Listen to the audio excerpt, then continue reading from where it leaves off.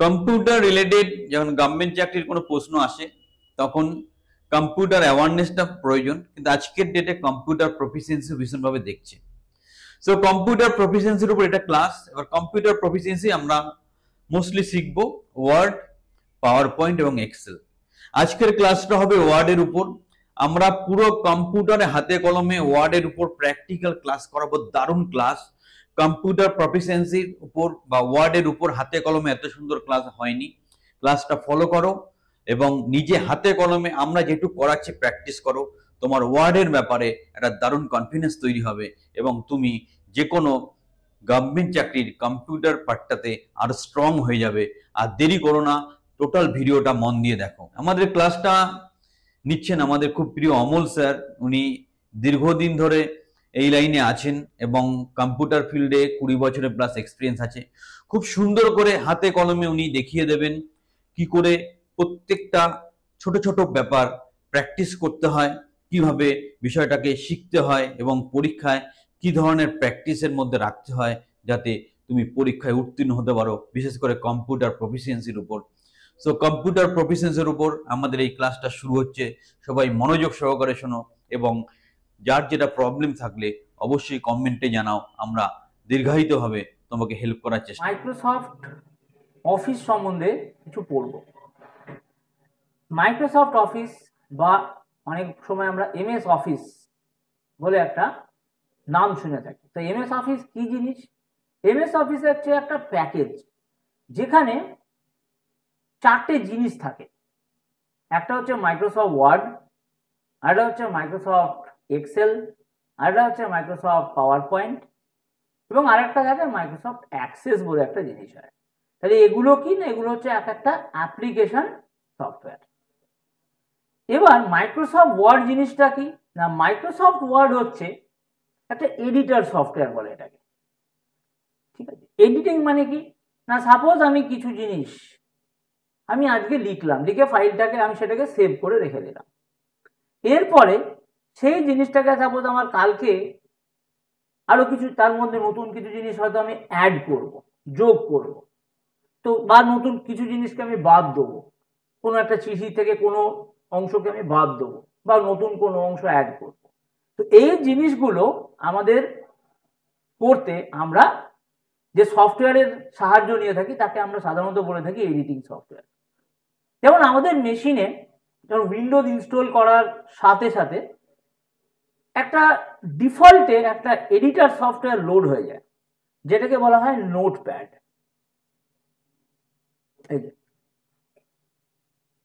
এই নোটপ্যাড কি, নোটপ্যাডও একটা এডিটর সফটওয়্যার। সাপোজ আমরা এখানে একটা কিছু লিখছি, উই আর লার্নিং নোটপ্যাড,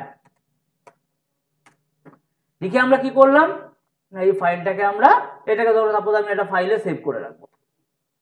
তাহলে আমরা কি করলাম না, এই ফাইলটাকে আমরা সেভ করলাম কোথায় না, সাপোজ ডেস্কটপে সেভ করলাম, একটা নাম দিয়ে দিলাম। সাপোজ আমি একটা নাম দিলাম কি না, ইম্পর্টেন্ট .txt বলে আমি একটা নাম দিয়ে দিলাম, তৈরি হয়ে গেল। তাহলে আমরা এটাকেও একটা এডিটর সফটওয়্যার। সাপোজ কালকে আবার আমি ফাইলটাকে ওপেন করলাম, সাপোজ আমি এখানে ফাইলটাকে আবার ওপেন করতে হবে, তাহলে ওপেন করলাম, করে আমার কিছু লিখলাম, আবার ইট ইজ অ্যান ইম্পর্টেন্ট সফটওয়্যার, আবার এটাকে কি করলাম, সেভ করলাম।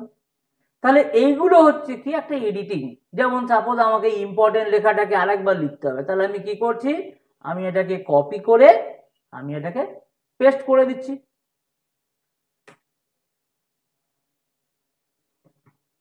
তাই এবার এই সেম জিনিসটা আমি যদি চাই, আমি কিন্তু মাইক্রোসফট ওয়ার্ডেও করতে পারি।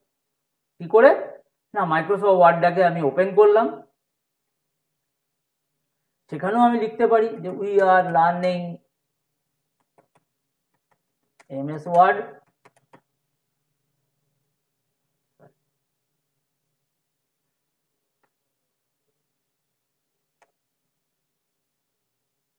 আমি এখানেও বললাম it is an important software.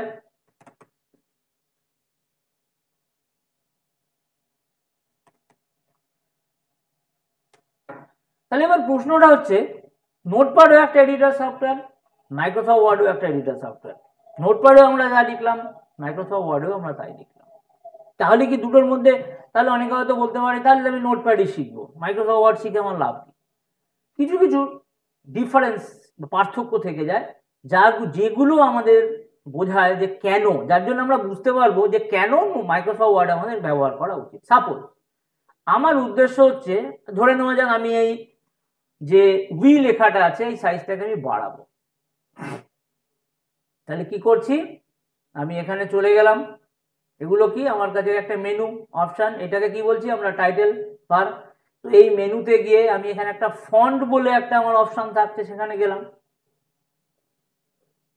এবার ফন্ট অপশন থেকে গিয়ে আমি কি করছি না, আমি 22, সাপোজ আমার ফন্টের সাইজ করব 22, ওকে করে দিলাম।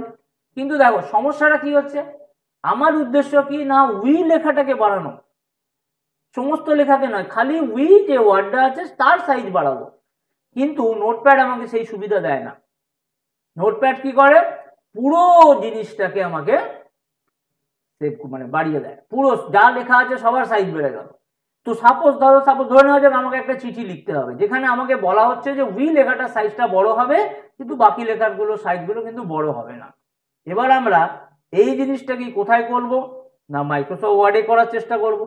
তাহলে আমরা কি করলাম, এবার আমি ওয়ার্ডে গিয়ে ওই উই লেখাটাকে সিলেক্ট করলাম। এখানে আমার একটা ছোট্ট অপশন রয়ে গেছে ফন্ট অপশন। এখান থেকে এবার আমি কি করছি না সাইজটাকে বাড়িয়ে দিলাম। তো দেখা যাক এই যে এখানে আমরা একটা পার্থক্য দেখতে পেলাম কি না, উই লেখাটা বেড়ে গেল। তাহলে মাইক্রোসফট ওয়ার্ডে কি করা যেতে পারে না, আমরা যদি চাই একটা ছোট লেটার, একটা ছোট ওয়ার্ড বা পুরো সেন্টেন্সটাকে, সাপোজ আমার কাছে 10টা সেন্টেন্স আছে, আমি 1 নম্বর 3 নম্বর 4 নম্বর 6 নম্বর এই সেন্টেন্সগুলোকে, এই বাক্যগুলোকে সাইজগুলো আমি বাড়াবো। তো সেটা আমি অনায়াসে করতে পারি কোথায় না মাইক্রোসফট ওয়ার্ডে। সেটা কিন্তু নোটপ্যাড আমাদের সেই সুবিধাটা দেবে না। তো এটা একটা আমরা বিভিন্ন অনেক পার্থক্যের মধ্যে একটা পার্থক্য দেখলাম কি, যে নোটপ্যাডে সমস্ত জিনিস করা যায় না। আজকে সাপোজ আমাকে যদি বলা একটা ছোট্ট প্লেন চিঠি টাইপ করে দিতে, তাহলে যেখানে কোনো সাইজ বাড়বে না, কিছু বাড়বে না, সেই ক্ষেত্রে হতে পারে কি না আমাদের কাছে নোটপ্যাড আমাদেরকে অনেক সাহায্য করবে। কিন্তু যদি আজকে আমরা যদি নিজের পছন্দ মতন সাপোজ কোনো একটা লেটারকে বাড়াবো, কোনো একটা লেটারের সাইজ কমাবো, এই ধরনের কাজ যদি আমাদের করতে হয়, তখন কিন্তু আমরা আর মাইক্রোসফট মানে নোটপ্যাডের আর সাহায্য আমরা নিতে পারবো না। তখন আমাদের যেতে হবে কোথায় না মাইক্রোসফট ওয়ার্ডে। আচ্ছা, এটা গেল একটা পার্থক্য। আর একটা সুন্দর পার্থক্য দেখি আমরা কি করা যায়। সাপোজ এই ফাইলটাকে, সাপোজ আমি একটা অফিস পরিবেশে কাজ করছি, যেখানে আমি আমার অফিস আওয়ার, আমার সাপোজ অফিস আওয়ার হচ্ছে কত না সকাল 11টা থেকে বিকাল 5টা। তো আমি তার মধ্যে কিছু ফাইল বানালাম, সেই ফাইলগুলো আমার মেশিনে থেকে গেল। বিকাল 5টার পরে সেই মেশিনেই আমার আরেকজন সহকর্মী ধরো কাজ করতে আসবে। সে এবার কি করবে, সে আমার ফাইলগুলো খুলে নেবে, সে হয়তো খুলতেও পারে, দেখতেও পারে যে আমি কি ইম্পর্টেন্ট কাজ করেছি। আমি সেগুলো হতে দেবো না। আমি চাইছি কি না আমার জিনিস আমি ওপেন করব, আমি যে ফাইলগুলো বানিয়েছি সেই ফাইলগুলো আমি তৈরি করব, আমি ওপেন করব, আমি যা করার করব। আমি অন্য কারুকে সেই ফাইলকে দেখার বা তাতে কিছু লেখা বা পড়ার সেই সুযোগ দেবো না। তাহলে সেটা কি করে করা যায়, সেরকম সুবিধা কিন্তু আমাদের নোটপ্যাড কিন্তু দেয়নি। সেরকম সুবিধা আমাদের কিন্তু নোটপ্যাড কিন্তু কিছু দেয়নি। কিন্তু এই জিনিসটা যদি আমি আজকে মাইক্রোসফট ওয়ার্ডে করতে যাই, অনায়াসে করতে পারবো। কি করব, আমি যখন ফাইলটাকে সেভ করব, সাপোজ এই যে ফাইলটাকে আমি সেভ করছি, তাহলে আমি কি করলাম, সেভ অ্যাজ অপশনে গেলাম। আমি সাপোজ এই ফাইলটাকে কোথায় সেভ করব না নোটপ্যাডে, আমি এতে সেভ করব, সাপোজ আমার ডেস্কটপে সেভ করব। তাহলে আমি কি করছি না ডেস্কটপ থেকে আমি কাকে নেবো না এই যে ডেস্কটপ ফোল্ডারটাকে আমি সিলেক্ট করে নিলাম। এবার এই ডেস্কটপ ফোল্ডারে যখন আমি গেলাম, আমি একটা ফাইলের নাম দেবো। এবার ফাইলের নাম দেওয়ার আগে আমরা কি করছি না আমরা একটা নাম দিয়ে দিলাম, সাপোজ মাই ফাইল বলে। এবার এই ফাইলটাকে সেভ করার আগে আমাদের কাছে একটা ছোট্ট খুব সুন্দর সুযোগ আছে, অপশন দেওয়া হয়। কোথায় যাব? টুলস এর মধ্যে জেনারেল অপশন বলে একটা সুন্দর অপশন দেয় মাইক্রোসফট ওয়ার্ড। এখানে দেখা যাচ্ছে পাসওয়ার্ড টু ওপেন বলে একটা কিছু জিনিস আছে। তার মানে কি, ও আমাকে বলছে বাবা তুমি একটা পাসওয়ার্ড দাও।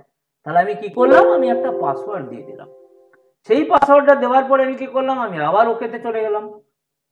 আবার যে পাসওয়ার্ডটা টাইপ করেছিলাম সেই পাসওয়ার্ডটাকে আবার আরেকবার দিয়ে দেবো।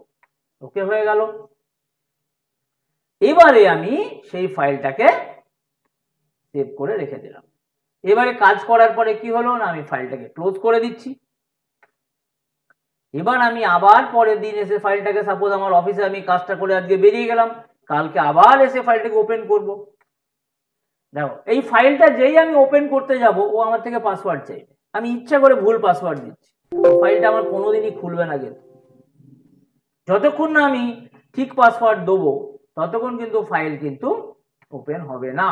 তাহলে আমি কি করলাম না, আবার ফাইলে গেলাম। এবার আমি সঠিক পাসওয়ার্ডটা দিয়ে দিলাম। দেখো আমার ফাইলটা খুলে গেল। তো এটা কিন্তু একটা মস্ত বড় সুযোগ, মস্ত বড় সুবিধা মাইক্রোসফট ওয়ার্ডে, যেটা কিনা নোটপ্যাডে কোনোদিনই এসব অপশন ছিল না। যার জন্যে আজকের দিনে আমরা কি করব না, এই মাইক্রোসফট ওয়ার্ড কেন এত জনপ্রিয়, কারণ কেন লোকে এগুলোকে ইউজ করে, এই কিছু কিছু কারণ আছে যার জন্য আজকের দিনে আমরা মাইক্রোসফট ওয়ার্ডকে ইউজ করব নোটপ্যাডের জায়গায়। যেমন আরো কিছু কিছু সুন্দর, আচ্ছা মাইক্রোসফট ওয়ার্ডে যেমন কি হয় না, এইগুলো হচ্ছে এই অপশনস গুলো আমাদের এখানে কিন্তু অনেক বেশি। আচ্ছা আমরা নিশ্চয়ই জানি, বা আমি একটু বলে দিই, যখন আমরা মেশিনে কোনো, তারপর এটাকে আমি ফাইল হিসেবে সেভ করলাম। তো ফাইল যখন আমরা নাম দিই তার দুটো ভাগ হয়, একটাকে বলা হয় প্রাইমারি নেম, আর একটাকে বলা হয় এক্সটেনশন নেম। প্রাইমারি নেম আমরা দেবো, এক্সটেনশন নেম বা সেকেন্ডারি নেম সেটা সফটওয়্যার দেবে, এবং এটা কিন্তু সফটওয়্যারের উপরে নির্ভর করে। যেমন আমরা যদি আজকে নোটপ্যাডে যদি কোনো ফাইল বানাই, তার সেকেন্ডারি নেম হয় কি, বা সেটা হয় কি, বা এক্সটেনশন নেম কি হয় না টিএক্সটি। তার মানে কোনো ফাইলে যদি আমরা দেখি যে এক্সটেনশন নেমটা টিএক্সটি, আমাদের ধরে নিতে হবে কি না এটা নোটপ্যাডে তৈরি করা ফাইল। সেইরকম ভাবে যদি আমরা মাইক্রোসফট ওয়ার্ডে যদি কোনো কিছু বানাই, তার এক্সটেনশন নেম সবসময় কি হয়ে থাকে না .docx। এবার কি হয়, মাইক্রোসফট ওয়ার্ডের বিভিন্ন ভার্সন হয়। 2007-এর অনওয়ার্ডস, মাইক্রোসফট 2007-এর পর 7 থেকে যে ভার্সনগুলো আমরা ইউজ করি, প্রত্যেকটাতে তার এক্সটেনশন নেম থাকে কি docx। তার আগের যে ভার্সনগুলো ছিল সেইগুলোতে কি ছিল না সব doc। ওকে, তো এইভাবে দেখো মাইক্রোসফট ওয়ার্ডের নাম্বার অফ সুযোগও কিন্তু অনেক বেশি, যেটা কিনা নোটপ্যাড স্ক্রিন যদি আমি খুলি সেখানে দেখো আমার অপশন অনেক কম, সেখানে আমার অপশন সুযোগ কিন্তু অনেক কম। মাইক্রোসফট ওয়ার্ডে আমার সেই সুযোগ অনেক বেশি। আচ্ছা, আরেকটা সুন্দর জিনিস আমরা দেখব, কেন আমরা মাইক্রোসফট ওয়ার্ডকে আমরা আবার কিছু মানে কমন কিছু সেম জিনিসও পাই। যেমন সাপোজ আমি এখানে লিখলাম Calcutta is a big city.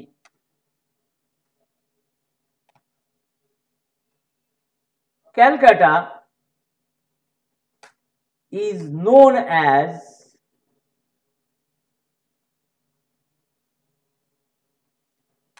City of Joy।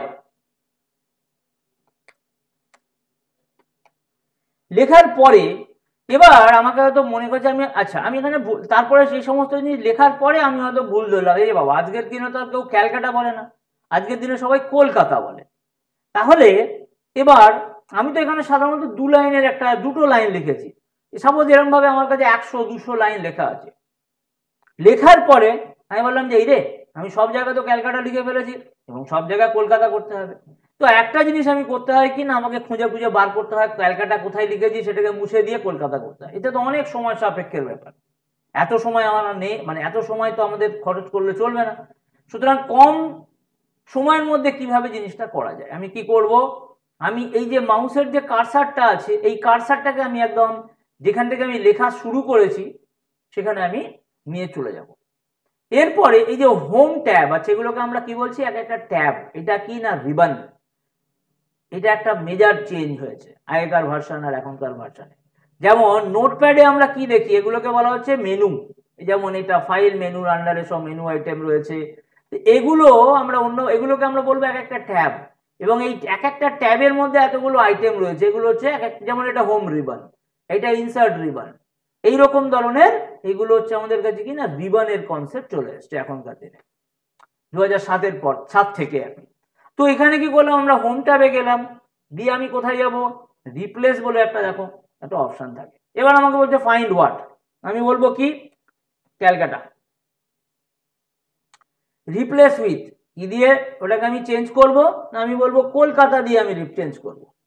এবার আমি কি করলাম, আমি বললাম রিপ্লেস অল, দেখো যতগুলো ক্যালকাটা ছিল সবগুলো কিন্তু চেঞ্জ হয়ে কলকাতায় চলে এসছে। তাহলে এই জিনিসটা আমরা ওয়ার্ডে দেখলাম, এই জিনিসটা কিন্তু আমরা যদি চাই আমরা নোটপ্যাডেও করতে পারি। কিভাবে,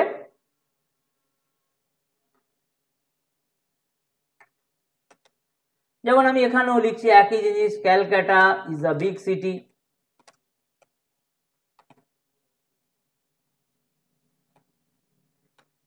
Calcutta is known as city of joy। তো লেখার পরে এবার আমি সেম জিনিসটা ভুল করেছি, এখানে আমার লেখার উদ্দেশ্য ছিল কলকাতা, কিন্তু আমি লিখে দিলাম কি না ক্যালকাটা। তাহলে এটাকে আমাকে চেঞ্জ করতে হবে, তাহলে আমি কি করব, আমি আবার সেই শুরুতে চলে যাব, এখান থেকে আমি কোথায় যাব, এডিট, এখানে একটা অপশন থাকে সেম অপশন, ওখানে যেরকম আমরা রিপ্লেস দেখেছি এখানেও রিপ্লেস থাকে। ফাইন্ড ওয়ার্ড আমাকে জিজ্ঞেস করছে কি চাও তুমি, আমি বলবো ক্যালকাটা খোঁজো তুমি,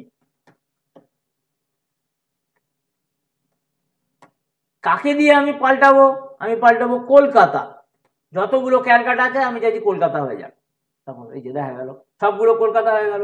তাহলে এইখানে কিন্তু এই সুযোগটা কিন্তু আমরা এখানেও যেরকম করি সেরকম মাইক্রোসফট ওয়ার্ডেও করি। তাহলে কিছু কিছু জিনিস আমরা নোটপ্যাড এবং মাইক্রোসফট ওয়ার্ডের হয়তো সেম পাবো, কিন্তু তার সংখ্যাটা খুব কম।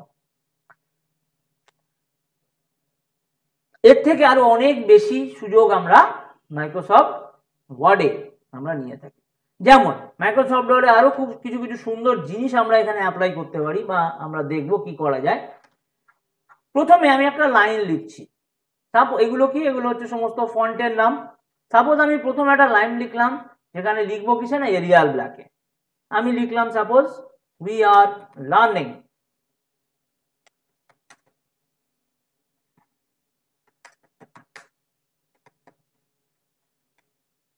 MS Word. তারপরের লাইনটা সাপোজ আমি আরেকটা লিখতে চাই, কি লাইনে না আমি সাপোজ অ্যালজেরিয়ানে লিখতে চাইছি, ইট ইজ অ্যান ইম্পর্ট্যান্ট সফটওয়্যার।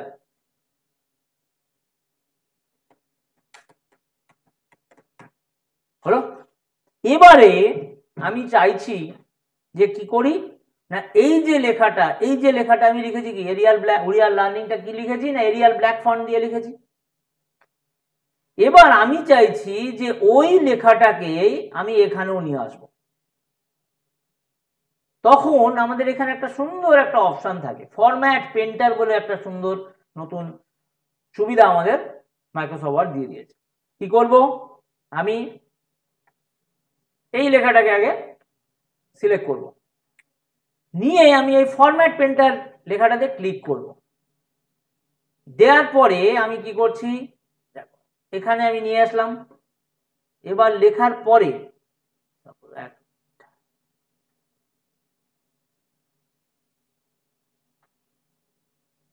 এই একটা ছোট্ট ব্রাশ এসে গেছে, সেই ব্রাশটাকে আমি এখানে বুলিয়ে দেবো। দেখো ওখানে আগে ছিল কি অ্যালজেরিয়ান, কিন্তু এখন দুটো লাইনেই হয়ে গেল কি না আমার কাছে এরিয়াল ব্ল্যাক।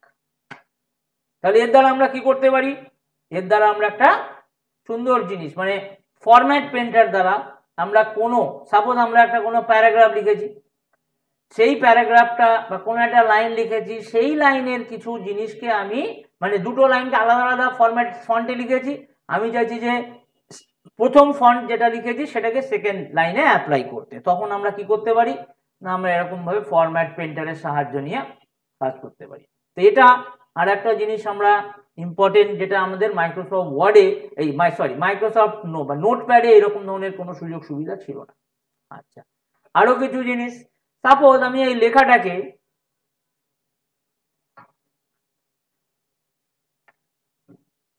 ক্যাপিটাল লেটারে নিয়ে যাব, তাহলে আমরা কি করতে পারি, এখানে একটা ছোট্ট বাটন থাকে, যে বাটনটার নাম হচ্ছে কি, আমরা যদি এখানে নিয়ে যাই, আচ্ছা এগুলোকে কি বলা হয়, এগুলোকে বলা হয় টুল টিপস। আমাদের মনে রাখতে হবে না কোন বাটনের কি নাম, আমরা যদি এখানে চলে যাই, যেমন এই বাটনের নামটা কি হচ্ছে না চেঞ্জ কেস, তাহলে কি করব, আমরা প্রথম যে লাইনটার কেস চেঞ্জ করব সেটাকে আমরা সিলেক্ট করলাম, এখান থেকে আমরা সাপোজ বলছি আপার কেস, দেখো পুরো লেখাটা আপার কেসে বা বড় হাতে চলে গেছে, আগে ছোট হাতে লেখা ছিল, এখন পুরোটাই বড় হাতে চলে গেল।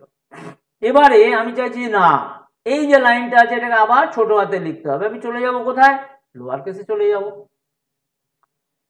আচ্ছা, এরপরে আমি চাইছি যে না, আমি চাইছি যে এই যে লেখাগুলো আছে এটা একটা সেন্টেন্স, এই সেন্টেন্সের যে ওয়ার্ডগুলো, যেমন we are learning MS Word, এই প্রত্যেকটা ওয়ার্ডের যে প্রথম অক্ষর, সেই অক্ষরটাকে আমি বড় হাতে দিতে চাই।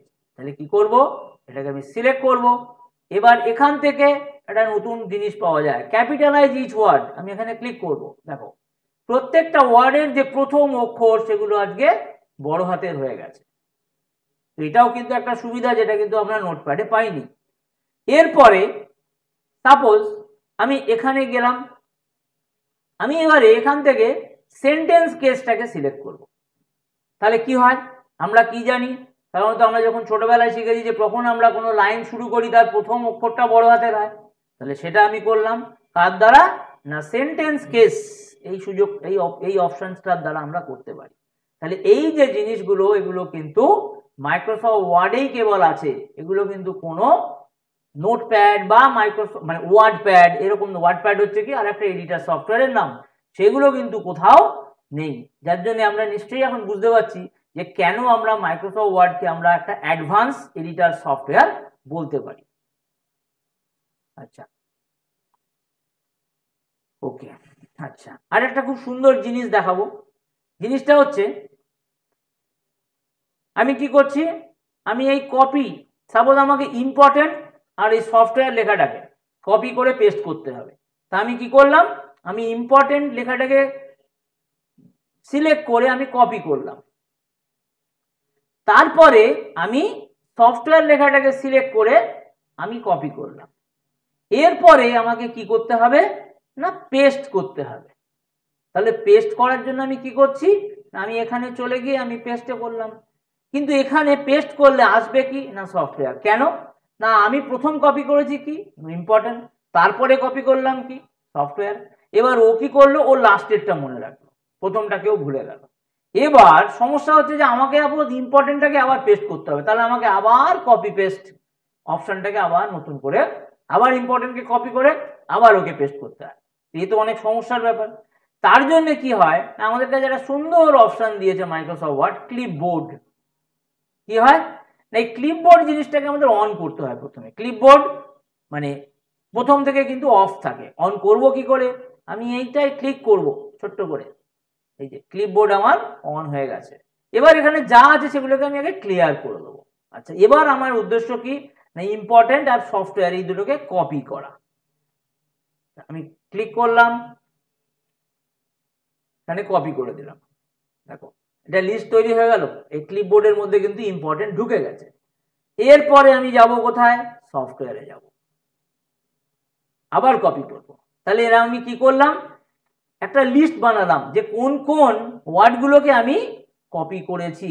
এবার আমাকে কপি করতে পেস্ট করতে হবে কোনটা না ইম্পর্টেন্টটাকে। আমরা যদি আগের পদ্ধতি নিই তাতে কিন্তু ইম্পর্টেন্ট আসবে না, তাতে আসবে সফটওয়্যার। এবার আমি এখানে যদি ক্লিক করি তাকে ইম্পর্টেন্ট লেখাটা এসছে, পরের লাইনে আমাকে সফটওয়্যারকে কপি করতে হবে, তাহলে আমি যদি এখানে যাই সফটওয়্যার এসছে, আবার ইম্পর্টেন্টকে কপি করব, এই পেস্ট করব। এইভাবে আমরা কি করতে পারি, আমরা ক্লিপবোর্ড বলে একটা সুন্দর সুযোগ থাকে আমাদের কাছে, এই টুলসটা বা এই জিনিসটাকে আমরা মাইক্রোসফট ওয়ার্ডে ইউজ করলে ব্যবহার করলে করতে পারি। এবার আমি এটাকে বন্ধ, জাস্ট ক্লিক এটাকে কেটে দিলে জিনিসটা বন্ধ হয়ে যায়। তো দেখো এইটা হচ্ছে আর একটা ফিচার, যেই ফিচারটা কিন্তু আমাদের নোটপ্যাডে নেই। তো এইভাবে আমরা কি করলাম, আমরা কিছু কিছু ফিচার্স দেখলাম কোথায় না মাইক্রোসফট ওয়ার্ডে। আশা করি এখন আমরা বলতে পারবো কেন মাইক্রোসফট ওয়ার্ড একটা অ্যাডভান্সড এডিটর সফটওয়্যার। আর একটা ছোট্ট জিনিস আমরা ডিসকাস করে নিই এখানে, অ্যালাইনমেন্ট, ছোট বাঁদিক টান্দিক করা। কি করছি না, আমরা একটা প্যারাগ্রাফ লিখবো। মাইক্রোসফট ওয়ার্ড কি করে, একটা সুন্দর ডিফল্ট একটা প্যারাগ্রাফ দিয়ে দেয়। সেটাকে আনতে গেলে কি করব, আমরা ইকুয়াল টু র্যান্ড বলে এই কথাটা লিখবো, দিয়ে কি করব না ফার্স্ট ব্র্যাকেটকে ওপেন আর ফার্স্ট ব্র্যাকেটকে ক্লোজ করব, এন্টার মারবো। দেখো আমাদের কাছে এরকম একটা সুন্দর প্যারাগ্রাফ চলে আসছে। এবার সাপোজ আমি ধরে নেওয়া যাক আমি এরকম ধরনের একটা প্যারাগ্রাফ লিখেছি, বিভিন্ন কিছু লিখে একটা প্যারাগ্রাফ আমি লিখেছি। এবার আমাকে কি করতে হবে না, এই যে প্যারাগ্রাফটা আছে এই প্যারাগ্রাফটাকে আমাকে সাজাতে হবে মার্জিনের বরাবর, যেটাকে আমরা অ্যালাইনমেন্ট করতে পারি।